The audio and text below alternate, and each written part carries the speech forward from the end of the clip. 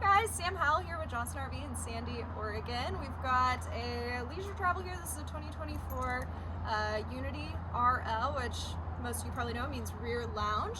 But let's take a look on the inside here.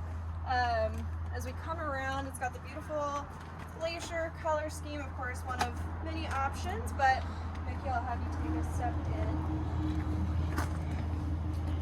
Alright, so this floor plan feels really wide open. It kind of separates the two front and back, so you feel like you have two different living areas. But up here, you can see the lagoon table mount is up. Those swivel, both of those seats do swivel around for a nice little kind of dining area. And then the galley is here, kind of midship with TV up here.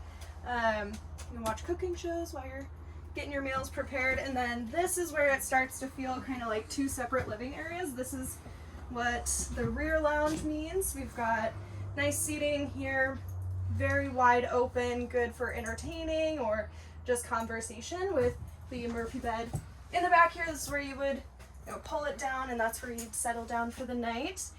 Really good windows on both sides. Lots of windows here on this side. A lot of people like that natural light coming in. And then, of course, a TV here. And then this is our bathroom. Just last thing, we'll take a quick look at that.